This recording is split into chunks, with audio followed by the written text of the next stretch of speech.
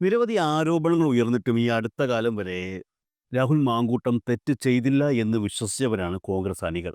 പക്ഷെ ഒടുവിൽ അവർക്ക് യാഥാർത്ഥ്യം വിശ്വസിക്കേണ്ടി വന്നു. തെറ്റു ചെയ്തത് രാഹുൽ മാങ്കൂട്ടമല്ലേ? അതിന് ഷാഫി പറമ്പിൽ എന്ത് പഴച്ചു? വളരെ അടുത്ത സൗഹൃദമുണ്ടെങ്കിലും രാഹുൽ മാങ്കൂട്ടത്തിന്റെ ഇത്തരം ലൈംഗിക വൈകൃതങ്ങളെക്കുറിച്ച് ഷാഫി പറമ്പിലിന് അറിവുണ്ടായിരിക്കാനിടയില്ല എന്ന് വിശ്വസിക്കുന്ന ധാരാളം പേരുണ്ടാകും, പ്രത്യേകിച്ചും കോൺഗ്രസ് പ്രവർത്തകരിൽ.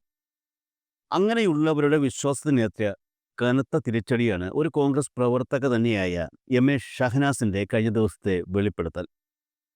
രാഹുലിന്റെ സ്വഭാവ വൈകൃതങ്ങളെക്കുറിച്ച് ഷാഫി പറമ്പിലിനെ നേരിട്ട് അറിയിച്ചിട്ടും അയാൾ അതിനെ പരിഹാസപൂർവ്വം അവഗണിച്ചു എന്ന് മാത്രമല്ല, അത്തരമൊരു ലൈംഗിക വൈകൃതനെ കേരളത്തിലെ പ്രധാനപ്പെട്ട ഒരു യുവജന സംഘടനയുടെ, അതായത് യൂത്ത് കോൺഗ്രസിന്റെ പ്രസിഡന്റ് ആക്കുവാൻ പരിശ്രമിക്കുകയും ചെയ്തു എന്ന് ഷഹനാസ് പറയുമ്പോൾ അവിടെ തകർന്നു വീഴുന്നത് ഷാഫി പറമ്പിലിന്റെ ഇമേജ് കൂടിയാണ്. ഷഹനാസ് ഒരു ഇടതുപക്ഷക്കാരിയല്ല, കോൺഗ്രസിന്റെ സജീവ പ്രവർത്തകയാണ്. ഈ പഞ്ചായത്ത് തെരഞ്ഞെടുപ്പ് ഘട്ടത്തിലും UDF സ്ഥാനാർത്ഥികൾക്ക് വേണ്ടി താഴെത്തട്ടിൽ പ്രവർത്തിച്ചു കൊണ്ടിരുന്ന ഒരാളാണ് അവരെന്ന് അവരുടെ ഫേസ്ബുക്ക് പ്രൊഫൈൽ ശ്രദ്ധിക്കുന്നവർക്ക് മനസ്സിലാകും. മാത്രമല്ല, അവർ KPCC സംസ്കാര സാഹിതിയുടെ ജനറൽ സെക്രട്ടറി കൂടിയാണ്, അതായത് ചെറിയ പുള്ളിയല്ലെന്ന് ചുരുക്കം. അപ്പോൾ ഉത്തരവാദിത്തപ്പെട്ട ഒരു പോസ്റ്റിലുള്ള ഒരു വനിതാ പ്രവർത്തക തന്നെ നിരവധി സ്ത്രീകൾക്ക് ഇയാളിൽ നിന്ന് നേരിട്ട ദുരനുഭവങ്ങളെക്കുറിച്ച് ഷാഫി പറമ്പിലിനെ നേരിട്ട് അറിയിച്ചിട്ടും അതൊക്കെ അവഗണിച്ച് അതേ മനുഷ്യനെ യൂത്ത് കോൺഗ്രസിന്റെ പ്രസിഡന്റ് ആക്കുവാൻ ഷാഫി പറമ്പിൽ പിടിവാശിയോടെ പ്രവർത്തിച്ചു എന്നാണ് മനസ്സിലാക്കേണ്ടത്. യൂത്ത് കോൺഗ്രസിന്റെ സംസ്ഥാന പ്രസിഡന്റ് ആക്കുക മാത്രമല്ല, അതേ ലൈംഗിക വൈകൃതനെ തന്റെ പിൻഗാമിയായി പാലക്കാട്ടെ ജനങ്ങൾക്കുമേൽ അടിച്ചേൽപ്പിക്കുക കൂടി ചെയ്തു ഷാഫി. അപ്പോൾ ഒരു കാര്യം ഉറപ്പാണ്, ഇപ്പോൾ കോൺഗ്രസ് പാർട്ടിയും UDF മൊത്തത്തിലും എത്തപ്പെട്ടിരിക്കുന്ന ദുരവസ്ഥയ്ക്ക് ഒരു പ്രധാന കാരണക്കാരൻ ഷാഫി പറമ്പിൽ കൂടിയാണ്. CPM-ന്റെ MLA-മാർ കണ്ടില്ലേ? ഇടതുപക്ഷത്തിന്റെ MLA-മാർ കണ്ടില്ലേ? ഏതെങ്കിലും ഇടതുപക്ഷത്തിന്റെ MLA-മാർ, ഇടതുപക്ഷത്തിന്റെ വീട് ലോകത്തേതെങ്കിലും ഒരു MLA ഇങ്ങനെ വിവാഹ വാഗ്ദാനം നടത്തി തുടരെ ഇപ്പം ഞാനൊരു ഏതൊരു ഇതിൻ്റെ റീലിലുണ്ട്, നമ്മൾ ഈ ടിഷ്യൂ പേപ്പർ വലിക്കുന്ന പോലെയാണെന്ന് പറഞ്ഞത്. ഒരു ടിഷ്യൂ പേപ്പർ വലിച്ചുമ്പോൾ അടുത്ത് പുറകെ വരും. ഇത് വലിച്ച തീരുവില്ല, അങ്ങനെ വലിക്കുന്നോറും ടിഷ്യൂ പേപ്പറിന് പുറകെ വന്നുകൊണ്ടിരിക്കുക. ഓരോ പരാതി ഇങ്ങനെ വന്നുകൊണ്ടിരിക്കുകയാണ്. ലോകത്ത് ഏതെങ്കിലും MLA-ക്കെതിരെ പരാതി, ഇതിന് സാമാന്യവൽക്കരിക്കാൻ പറ്റിയ ഏതെങ്കിലും ഒരു പരാതി ഉണ്ടോ? അത് പറയുന്നവരുടെ ബോധ്യം എവിടെയാണെന്ന് ആലോചിച്ച് നോക്കിക്കേ. ഏത് ബോധ്യത്തിലാണ് ഇത് പറഞ്ഞുകൊണ്ടിരിക്കുന്നത്? ഒരു MLA-ക്കെതിരെ പരാതി, അയ്യോ നിങ്ങൾ CPM-ന്റെ MLA-നെ കണ്ടില്ലേ? അപ്പോൾ CPM-ന്റെ MLA-നെ കണ്ടില്ല, ഏതെങ്കിലും CPM-ലെ വിവാഹ വാഗ്ദാനം നൽകി പീഡിപ്പിച്ച് ഗർഭിണിയാക്കി ഗർഭചിത്രം നടത്താൻ വേണ്ടിയിട്ട് ഗുളികയും കൊടുത്ത് ഗർഭചിത്രം നടത്തി, അതവിടെ നിൽക്കുമ്പോൾ തന്നെ വേറൊരു പെൺകുട്ടീനെ പീഡിപ്പിച്ച് അതിനെ ഗർഭിണിയാക്കി, അതുമായി പ്രശ്നം ഉണ്ടാക്കി, അത് കേസുണ്ടാക്കി, ഇതിങ്ങനെ പോകുന്നുണ്ടോ? ഏതെങ്കിലും MLA കേട്ടിട്ടുണ്ടോ? എന്നിട്ട് ഇതിനെ ഇരുന്ന് ന്യായീകരിക്കുകയാണ് നിങ്ങൾ.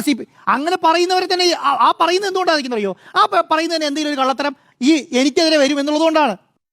നിങ്ങളൊന്ന് ആലോചിച്ച് നോക്കൂ, താൻ യൂത്ത് കോൺഗ്രസിന്റെ പ്രസിഡന്റ് ആയിരിക്കുന്ന ഘട്ടത്തിൽ ഇങ്ങനെ ഒരു വിവരം കോൺഗ്രസ് പ്രവർത്തകരിൽ നിന്ന് തന്നെ മനസ്സിലാക്കാൻ അവസരം കിട്ടിയാൽ ഒരു മിനിമം സാമൂഹ്യ ബോധമുള്ള നേതാവ് എന്താണ് ചെയ്യുക? അത്തരം ആളുകളെ പാർട്ടിയുടെ സ്ഥാനങ്ങളിൽ നിന്ന് അകറ്റി നിർത്താനുള്ള ശ്രമങ്ങൾ നടത്തും. എന്നാൽ അതിന് നേരെ വിപരീതമായ പണിയാണ് ഷാഫി ചെയ്തിരിക്കുന്നത്. കഴിഞ്ഞ ഓഗസ്റ്റ് മാസത്തിൽ ഷാഫി ഇന്ത്യൻ എക്സ്പ്രസിന് നൽകിയ അഭിമുഖത്തിന്റെ തലക്കെട്ട് ഇങ്ങനെയായിരുന്നു: Rahul will do great things. Shafi പറഞ്ഞ രാഹുലിന്റെ ആ ഗ്രേറ്റ് തിങ്സ് എന്തൊക്കെയാണെന്നുള്ളത് നമ്മളെല്ലാം കണ്ടു അറിഞ്ഞു. ഗ്രേറ്റ് തിങ്സ് ആണെന്ന്. കള്ളന് കഞ്ഞി വച്ചവൻ എന്നൊരു ചൊല്ലുണ്ട്. ഇവിടെ കഞ്ഞി മാത്രമല്ല, കള്ളന് ബിരിയാണി തന്നെ വച്ച് വിളമ്പുകയാണ് ഷാഫി ചെയ്തിരിക്കുന്നത്. ഒറ്റ വാക്കിൽ ഇപ്പോൾ ഷാഫി തകർത്തിരിക്കുന്നത് പാർട്ടിയുടെ ഇമേജ് മാത്രമല്ല, സ്വന്തം ഇമേജ് കൂടിയാണ്. ക്രിമിനൽ കൂട്ടത്തെ കൈവിടില്ല എന്നാണ് എൻ്റെ അഭിപ്രായം.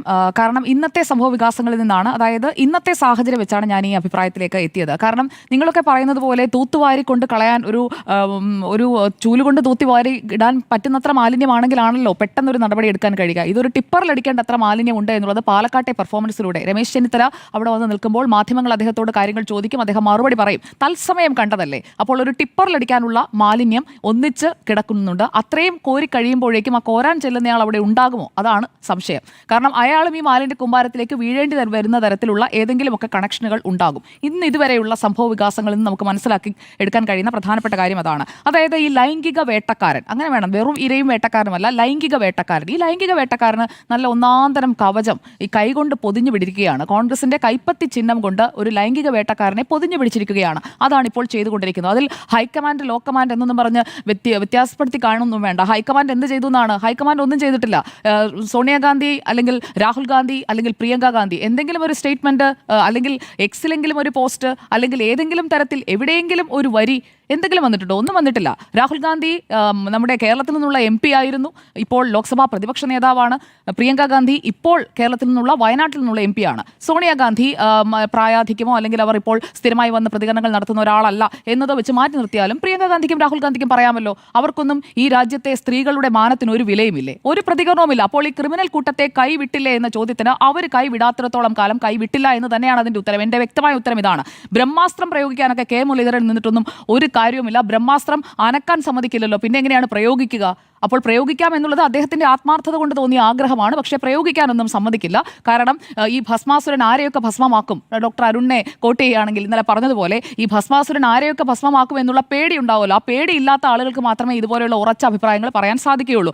അപ്പോൾ പുകഞ്ഞ കൊള്ളി പുറത്ത്, കൊള്ളിയോട് സ്നേഹമുള്ളവർക്കും പോകാം എന്ന് മുരളീധരൻ പറയുമ്പോൾ എനിക്ക് തോന്നിയത് ഈ കൊള്ളി കൊണ്ടുള്ള കുത്തേൽക്കും എന്ന് പേടിച്ച് കുറെ പേര് മാറി നിൽക്കുന്നതാണ്. കാരണം അവർക്കൊന്നും പറയാൻ പറ്റില്ലല്ലോ. കാരണം ഈ കൊള്ളി എന്തൊക്കെ കാര്യങ്ങൾ അറിയാം, അല്ലെങ്കിൽ ഈ കൊള്ളി ആരെയൊക്കെ കുത്തും, അങ്ങനെയൊക്കെയുള്ള ടെൻഷൻ ഉണ്ടാകും. ആ ടെൻഷൻ ഉള്ളത് കൊണ്ടാണ് ഈ നടപടി വൈകുന്നത്. മറ്റേതെങ്കിലും ഒരു നേതാവായിരുന്നെങ്കിൽ ഇതുപോലെയുള്ള ഒരു ഗ്യാങ്, ശരിക്കും പറഞ്ഞിട്ടുണ്ടെങ്കിൽ ഒറിജിനൽ ഗാങ്സ്റ്റർ ആരാണ്, OG ആരാണ്, who is the real OG in Congress, അതാണ് അറിയേണ്ടത്. ഒരു ഗാങ്സ്റ്റർ ഉണ്ടെന്നേ, ആ ഗാങ്സ്റ്ററുടെ പണത്തെ, ആ ഗാങ്സ്റ്ററുടെ അധികാരത്തെ, ആ ഗാങ്സ്റ്ററുടെ രീതികളെ, അതിനെയൊക്കെ ഭയക്കുന്നത് കൊണ്ടാണ് ഹൈക്കമാൻഡിന്റെ നടപടിയെടുക്കാൻ കഴിയാത്ത. അല്ലാതെ KC വേണുഗോപാലിന് നടപടിയെടുക്കാനോ ഈ കാര്യങ്ങളിൽ മറുപടി പറയാനോ അറിയാഞ്ഞിട്ടാണെന്നൊന്നും ഞാൻ കരുതുന്നില്ല.